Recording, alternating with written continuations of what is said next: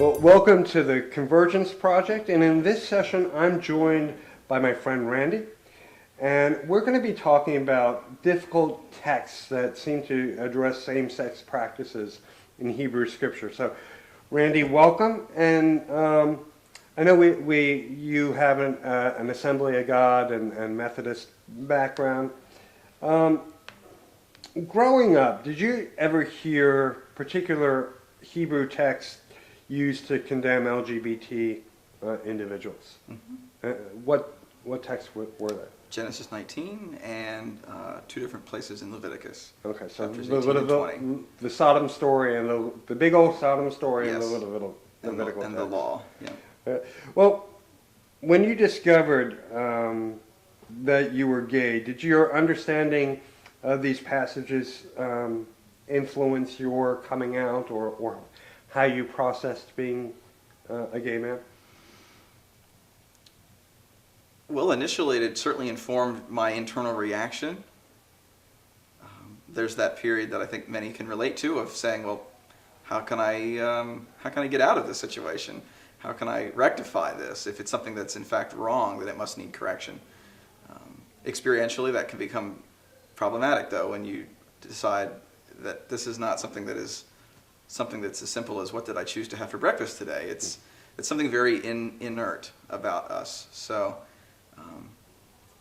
in that sense, it didn't affect the coming out process, I think, because I'd already decided that experience was kind of overriding what I felt like I had been taught in Scripture, and that they weren't in alignment. So maybe I hadn't exactly resolved on what that meant about the text, but I at least knew what my reality was, and so that then began the need for me to have to resolve that.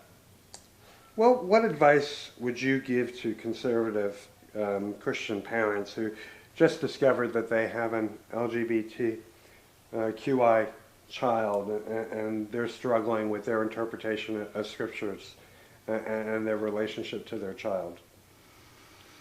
I think the Sodom story is probably actually easier to deal with, especially if you read what's there and you read that the word homosexual is not actually in that text. People are just looking at the situation and perceiving what they think to be homosexual activity. But it's not the only story in the Bible that actually has that kind of a theme to it. In fact, there's a story near the end of Judges that's almost identical to the Sodom story. It doesn't end the same way, but it makes it much more clear that the activity of people trying to domineer someone else through sexual shame is really what's going on in that situation. It has nothing to do with a person who is oriented in a homosexual way. So that one's a little easier, I think, to come to grips with. Leviticus, that one is going to be tough for folks, especially folks that have been raised in a conservative slant, because the law is only kind of partially let go of. The social parts of the law, things like not eating pork, for instance, most conservatives would be very quick to say, well, that was a social limitation. There's nothing morally wrong about eating pork.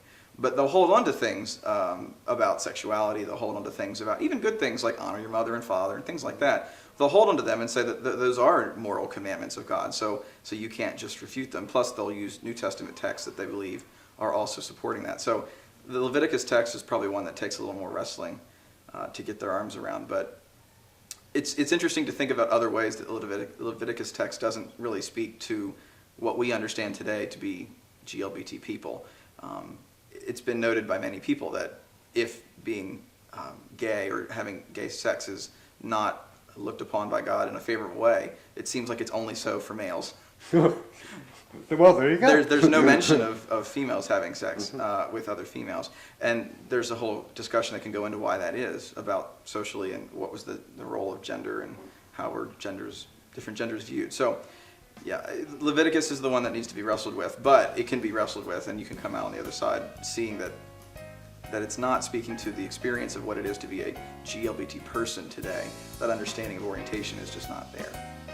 Well, Randy, thank you much for your time. Really appreciate it. Yeah, you're welcome. Thank you.